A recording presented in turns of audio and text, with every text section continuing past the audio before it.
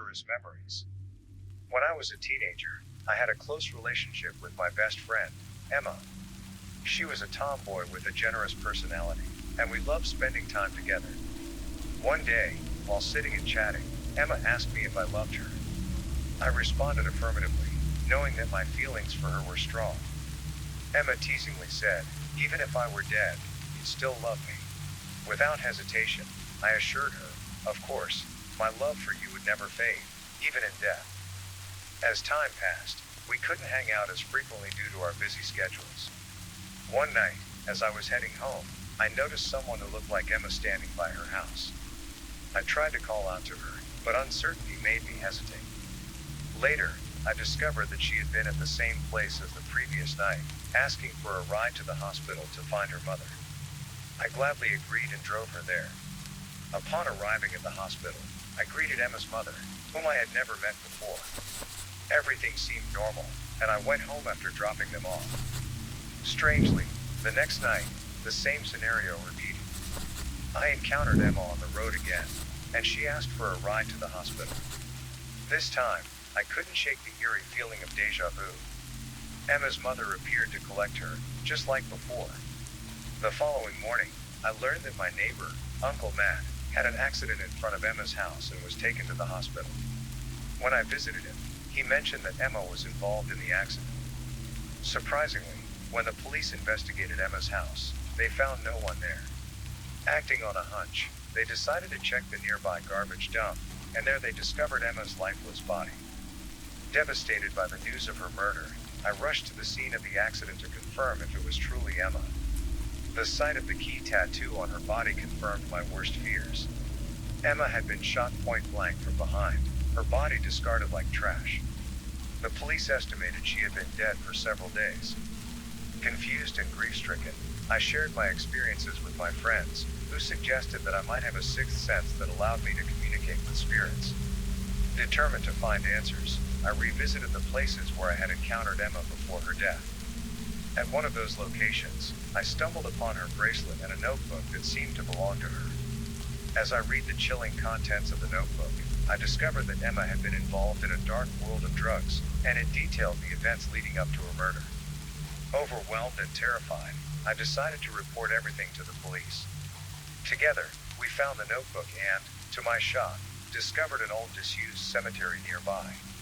Among the few graves, one bore Emma's mother's name, who had passed away over a decade ago. I couldn't comprehend how I had spoken to her just 2 days before. It felt like a surreal nightmare, and my mind raced with questions.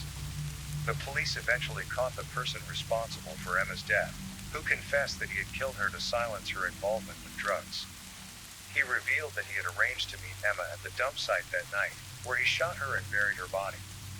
Shortly after the killer's imprisonment, news spread that he had died, and he claimed that Emma had haunted him every day in prison until his last breath. Even though justice was served, the whole ordeal left me with lingering unease. The inexplicable connection I felt with Emma and her deceased mother haunted my thoughts. I wondered if it was merely coincidence or something far more mysterious. Emma's tragic story would forever be etched in my memory, a haunting reminder of the darkness that can lurk in the most unexpected places.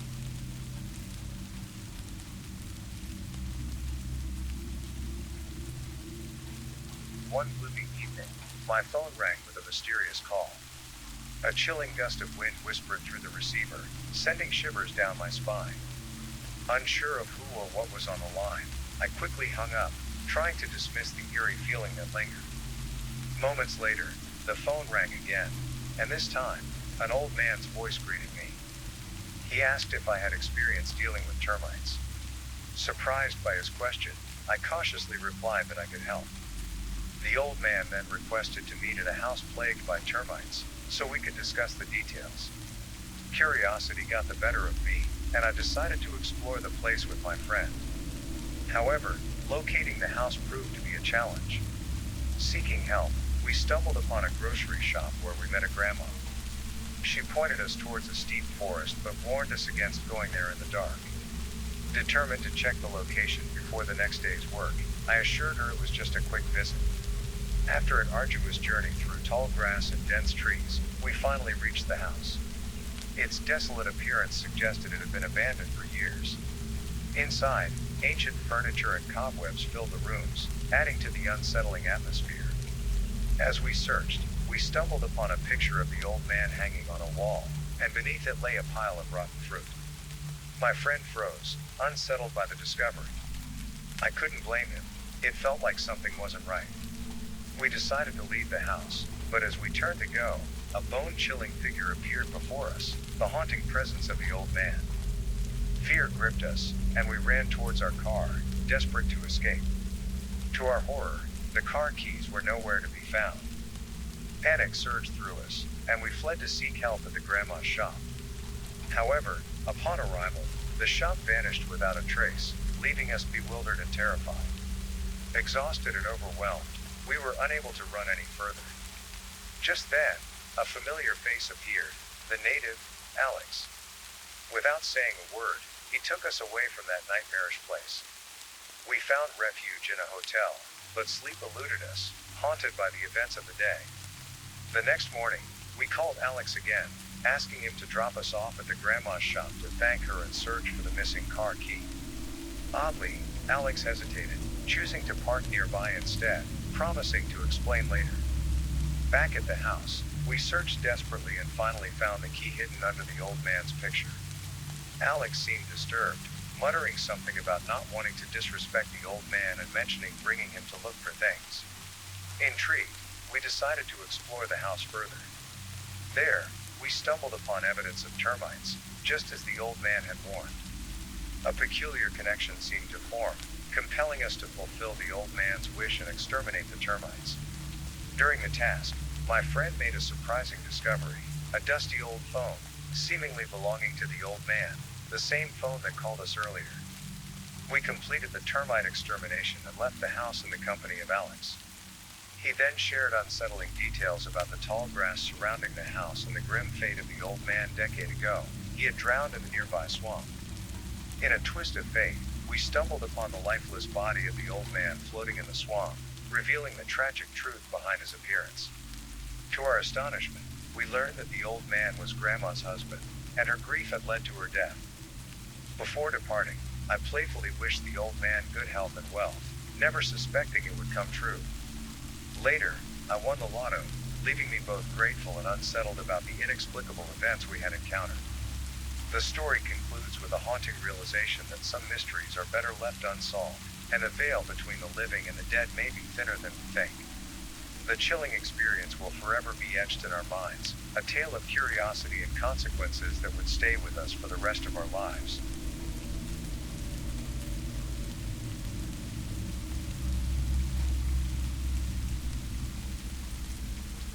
The ghostly canal. I had just moved into a quaint house nestled by the peaceful canal. Little did I know that this seemingly serene place would soon turn into a chilling nightmare. The very first day at our new home, something dreadful happened to my brother, Tom. While we were unloading our belongings, Tom inexplicably jumped into the water. Frantic, I rushed to the canal to find out what had triggered such a strange action. Tom claimed he saw my son drowning, sending shivers down my spine.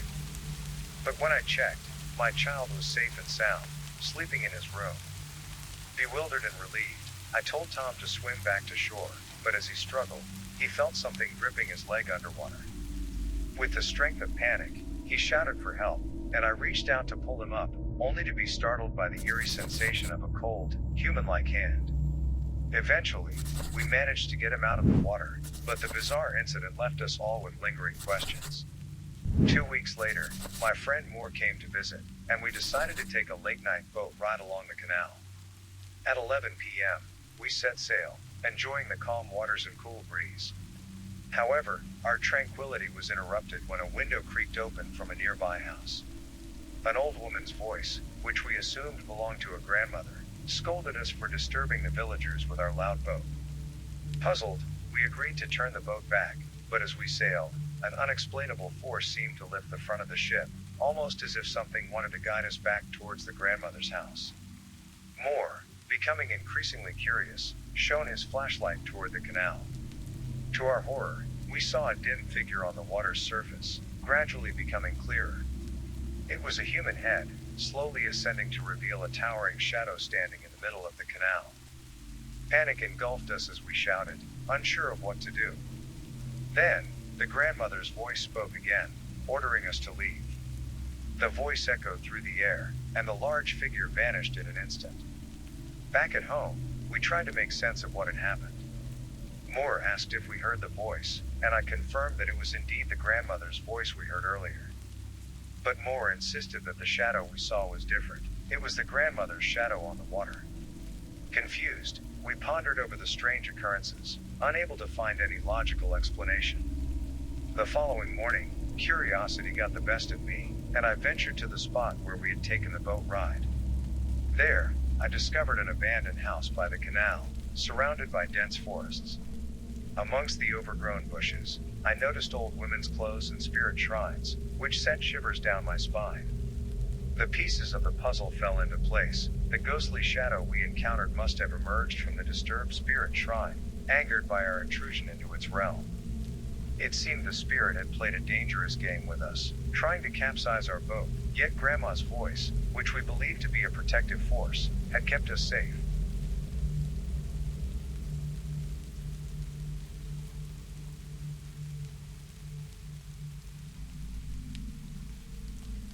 Whispers in the dark. I and Bob arrived in a far-off province for work. We settled into a small hotel, room number 103, at the far end of the left corridor. As we entered, we double-checked the room's condition and noticed a shrine tucked away in the corner. Bob, feeling tired, dozed off at 8 p.m. But after a while, he jolted awake, frantically searching for something. Before dozing off, Bob asked about our work progress.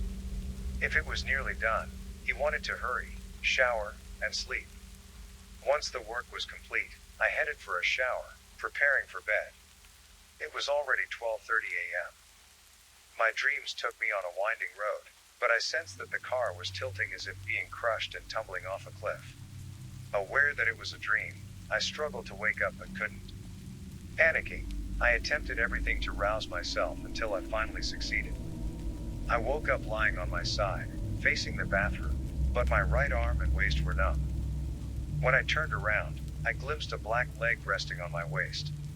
I wondered if it belonged to Bob, but as I looked, I saw a large, black man sitting on Bob's bed, with one leg crossed over me, leaning down to embrace Bob. Reacting quickly, Bob kicked the dark figure and shouted. I grabbed a bolster and threw it, and just like that, the black figure vanished. With the room lit up, I turned to Bob to check on him, but he seemed to be wrestling with something. I scolded him, and he calmed down upon hearing my voice, sitting back on the bed. I asked Bob what happened, but he remained silent, head down, refusing to answer. Persistently, I inquired if he had seen anything strange. Bob looked at me, repeating, nothing. I didn't believe him, so I shared what I had seen, the black figure trying to embrace him. I claimed not to be scared, but deep down, fear gripped my heart. Bob finally opened up and recounted his experience. When he first woke up, he saw the black figure muttering, I want fried pork, and then reaching for some from under the bed. Initially, Bob thought the figure was me, a friend. But then he saw the dark figure sit down beside me and extend his leg over my waist. As the figure bent to hug Bob, he kicked with all his strength, just as I had witnessed. Fear consumed us, so we rushed to the reception to request another room. Regrettably, there were no vacancies. As it was late, we decided to leave the hotel immediately.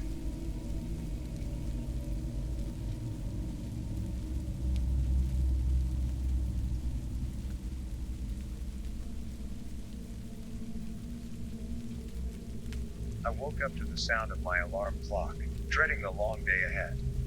I had just started working as a security guard at a company close to a community landfill. It was a new job, and I felt a mix of excitement and nerves. As I reached the company, I saw the enormous landfill nearby, its pungent odor filling the air. The thought of spending my day so close to that stench didn't thrill me, but it was my duty. The day went on, and my shift was extended due to staff shortages. I found myself working for a grueling 36 hours. The fatigue was overwhelming, and I longed for some rest. My boss, noticing my tired state, advised me to find a quiet place to sleep during the break. He warned me not to let anyone see or know about my secret sleeping spot. The idea seemed odd, but I didn't want to question it. I was desperate for some rest. Just then, Tim, my colleague, came up to me with a sly grin. "Hey, I know the perfect spot for you to rest. It's hidden, and no one will bother you there," he said with a wink. Grateful for his kindness, I followed Tim to the mysterious location. As we reached the spot, I noticed it was right next to the landfill. "Are you sure this is safe?" I asked, my nose scrunching at the stench. "Oh, it's perfectly fine. Don't worry about the smell, you'll get used to it," Tim reassured me. He laid out some newspapers for me to lie on, and as I settled down, I couldn't help but feel uneasy. A strange smell permeated the air, worse than anything I had experienced before. "What's that smell?" I asked, trying not to gag. "It's just the landfill. Don't think about it," Tim replied, seemingly unbothered. But his demeanor changed when he noticed my concern. "This is not normal. Let's find a new spot." Relieved, I followed Tim as he packed up our belongings. However, as he did, I noticed his hand trembling, and his eyes widened in fear. "Tim, are you okay?" I asked, worried.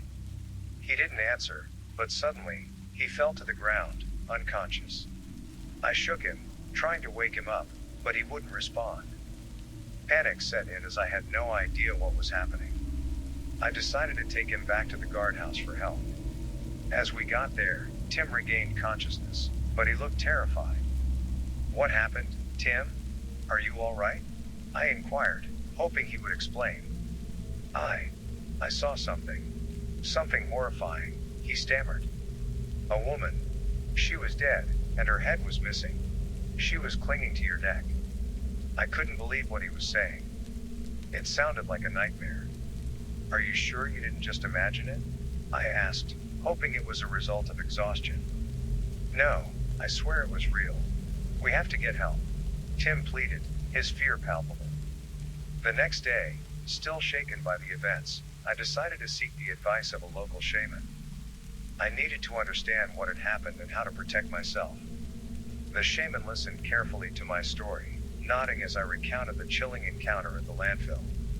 When I finished, he looked grave. "This is an old karma," he said solemnly. "The spirit of a foreign woman who was beheaded years ago still haunts that landfill." I was bewildered. "How is that possible? What does she want from me?" The shaman explained, "She's seeking justice for what was done to her. Her head was never found, and her spirit is restless, seeking revenge." "But why did she appear to me? I had nothing to do with her death," I exclaimed. The shaman looked at me knowingly. "It's not about you specifically, but the energy you carry. You must have unknowingly awakened her spirit while sleeping in that spot. What can I do to protect myself?" I asked, feeling vulnerable and scared. "The only way to break this curse is through good karma. Do good deeds, help others, and show compassion. It will counterbalance the negative energy and protect you," the shaman advised. As I left the shaman's place, I couldn't shake off the feeling of being watched. I knew I had to heed his advice, but the fear lingered. Weeks passed, and I dedicated myself to performing good deeds, hoping it would be enough to keep the vengeful spirit at bay. Tim, on the other hand, became reclusive, avoiding any contact with me or others. One day, while I was working, I received shocking news. Tim had been killed in a terrible car accident. The driver claimed that a woman-like figure had suddenly appeared in front of the car, causing the driver to lose control and crash. Tim's body was found decapitated, and the accident occurred near the landfill. I was devastated by the news. It seemed the curse had claimed another victim. But then, something strange happened. I received a letter from Tim, dated a few days before his death. In the letter, Tim explained that he couldn't escape the haunting image of the headless woman.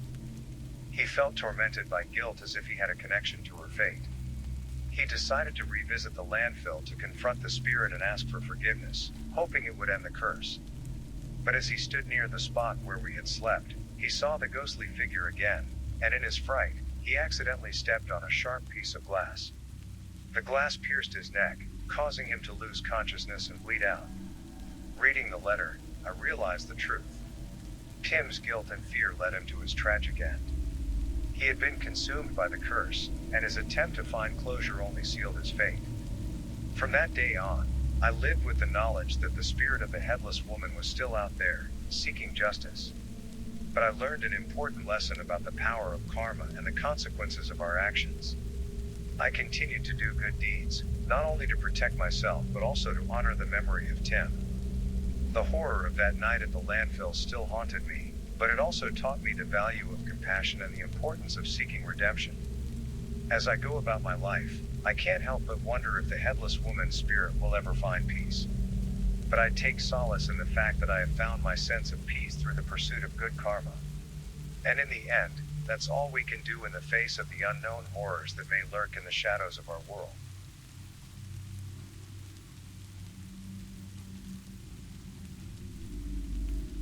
Murderous memories. When I was a teenager, I had a close relationship with my best friend, Emma.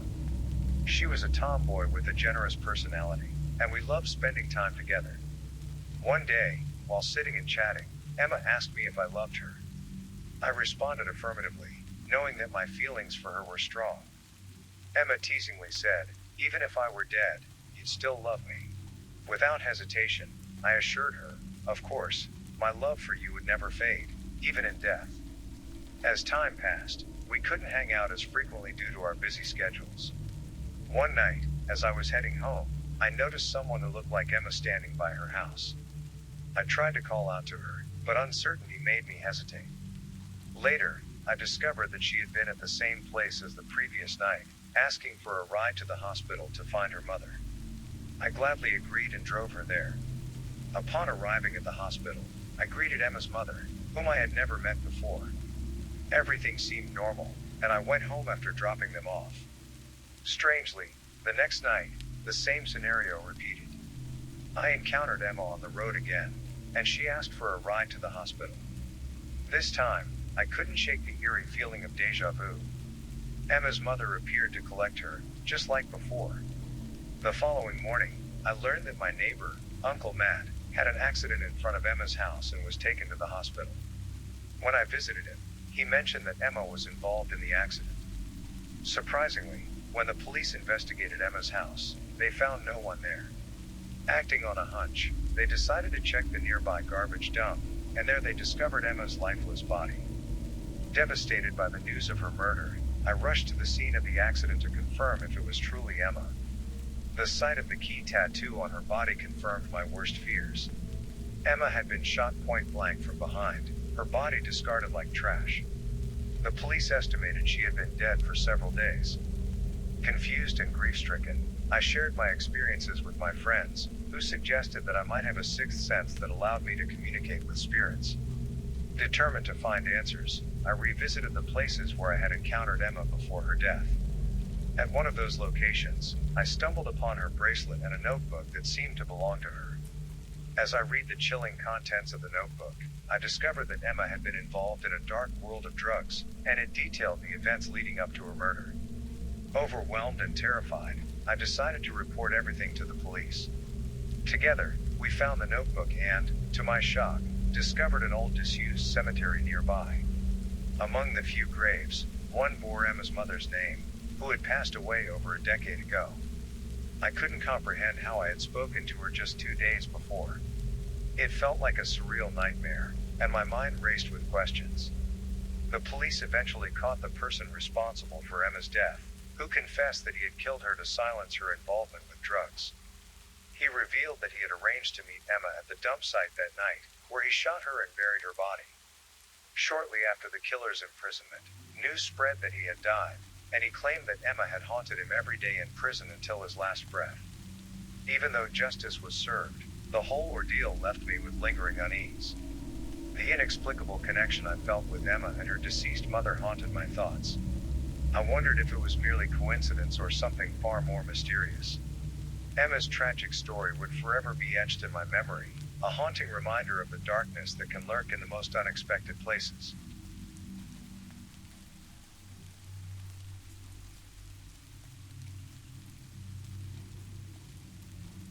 The haunting secrets of the two-story wooden hotel. I arrived in the rural area to meet my girlfriend. It was already 9 p.m., and I decided to take a bus to reach my destination. As I got off at the station, I noticed an old two-story wooden hotel nearby.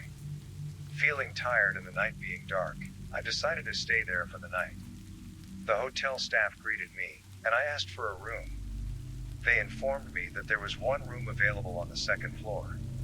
As I walked towards my room, I glanced back at the staff member and noticed something odd about him. He seemed unusually quiet, but I brushed it off as my tiredness. On the second floor, there were only a few rooms, and most of them were in a decrepit condition. I noticed one particular room that was chained and locked. It felt off, but it turned out to be my assigned room. Reluctantly, I entered, and the atmosphere inside was gloomy, with a musty smell and an eerie chill. I sat on the bed, and as I did, I heard a strange crunching sound. It alarmed me, but when I looked out the window, I saw the same hotel employee locking the main door with a chain. I wondered why they had to lock it, but exhaustion took over, and I decided not to dwell on it. In my dream that night, I witnessed 3 men discussing how to dispose of a dead body. One of them suggested hiding it under the bed, and they placed things on top of it to conceal the body. I woke up in terror, searching for the items, but they were nowhere to be found. My room seemed empty. As I inspected the room, I discovered a wrapped white cloth. To my horror, it contained a corpse with a dark green face, wide open eyes staring right at me. Fear gripped me, and I fled the room, leaving my belongings behind, and ran to the bus station.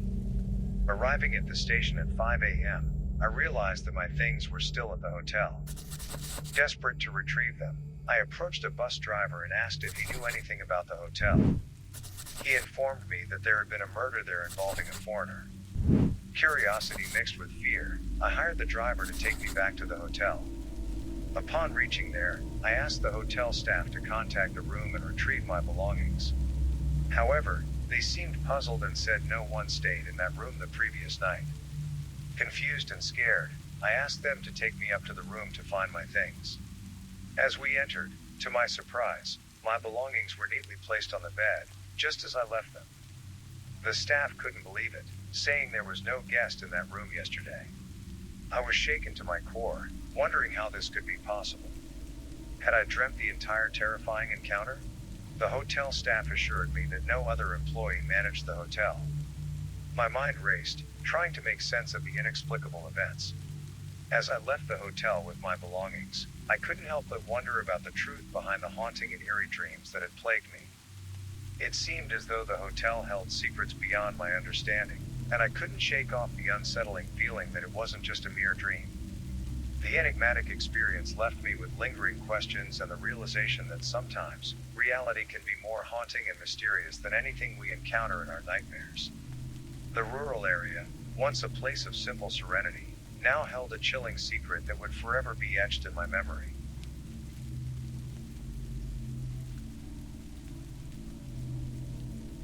It had been a long time since I had seen my 4 best friends, Michael, David, Max, and me, James.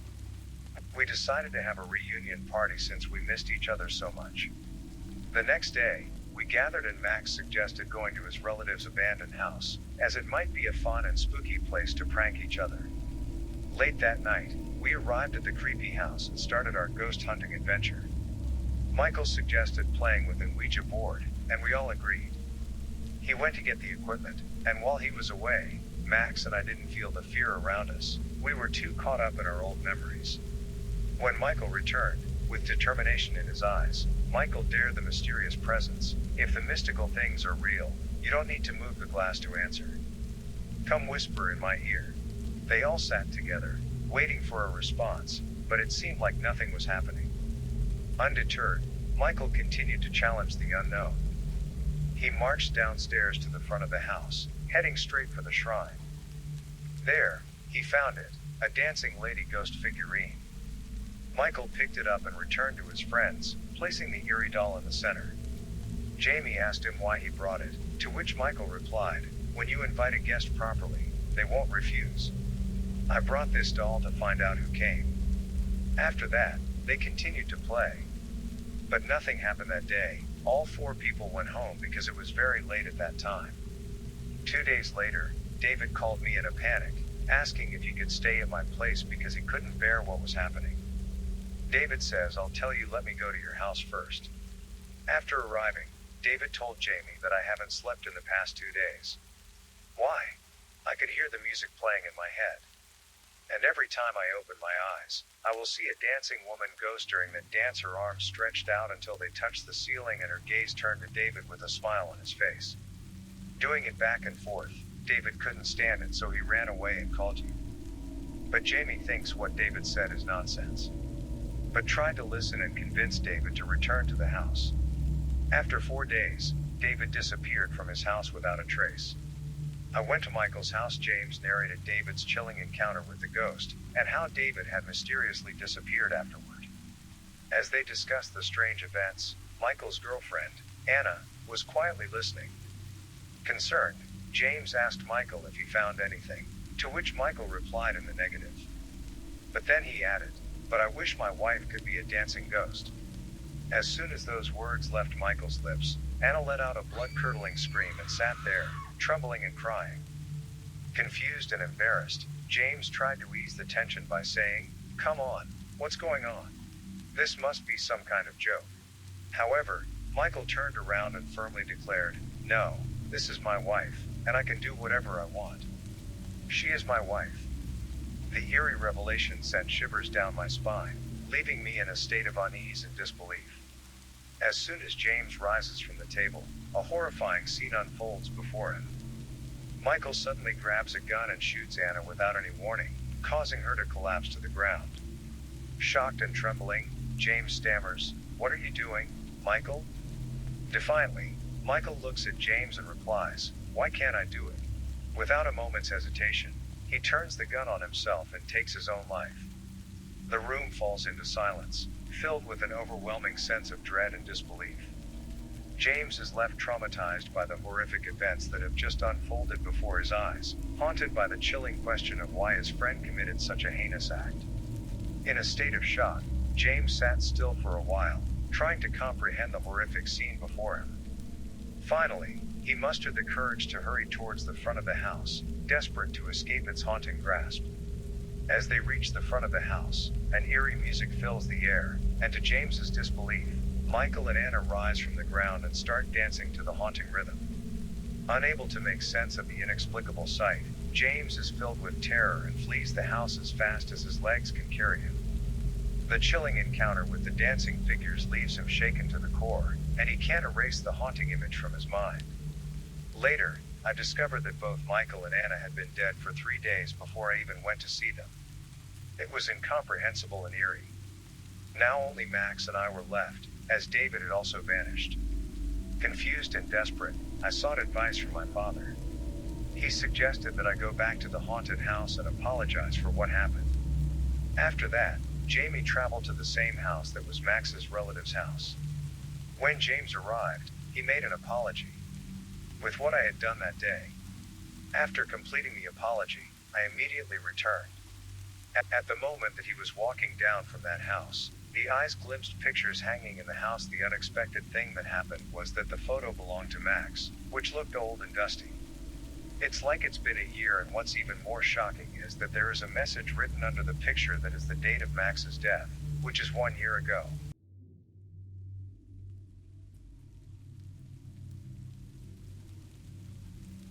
Right time but wrong number. I work as a taxi driver for a company. Today started like any other day, picking up regular passengers until something unexpected happened. I received a message from the company to pick up a passenger at a house and take them to the airport. I followed the message and drove straight to the address, trying to locate house number 32. As I reached the area, it was dark and eerie, with no lights around. The atmosphere felt strange and unsettling. I found house number 32 and decided to go inside, as the message instructed. Once inside, the house was quiet and dimly lit, with only a faint light coming from the stairs on the second floor. I called the customer but received no response. Feeling uneasy, I decided to wait for a while on the sofa. Suddenly, A woman appeared and asked me why I was in her house. I explained that I was there to pick up a passenger, but she seemed confused and denied requesting a taxi. I checked the message again, and it was the correct address. While we were talking, a man emerged from the kitchen without saying a word and followed the woman upstairs. I wondered why he couldn't help with the luggage if his leg was hurt. Just then, my phone rang with a call from the customer, asking if I had arrived yet. Confused, I told her I was already inside the house, but she said I must be mistaken and should leave immediately. As I turned to leave, I heard the sound of luggage being dragged down the stairs, like tack, tack, tack. Fear gripped me, and I rushed towards the door, trying to open it. But the door wouldn't budge, and the dragging sound grew louder and faster. I kept pushing the door, but it wouldn't open. Finally, I realized I was pushing it the wrong way. With trembling hands, I pushed it in the right direction, and the door slowly opened. I escaped outside, breathing heavily, and saw a woman waving at me from the entrance of the alley. I ran towards her, and she took me to her car. As we talked, I realized that she was the one who sent the message, but she had typed the wrong address. I felt relieved but still shaken by the strange events. Later, I asked a customer about the house. They told me that it had a dark history, involving a couple. The husband had discovered the wife's affair and had taken both their lives, leaving behind a haunted house. The story sent chills down my spine, and I couldn't believe I had unknowingly stepped into such a place. After the incident, I couldn't shake off the fear of ghosts and the supernatural. The memory of the chilling encounter in house number 32 haunted me forever. As a taxi driver, I encountered many different people and places, but nothing could compare to the inexplicable horror of that fateful night. And so, my life as a taxi driver continued, but I carried with me the knowledge that sometimes, the most ordinary places could hold the darkest secrets. The mysterious house at number 32 would forever serve as a reminder of the unknown and the eerie world that existed just beyond our understanding.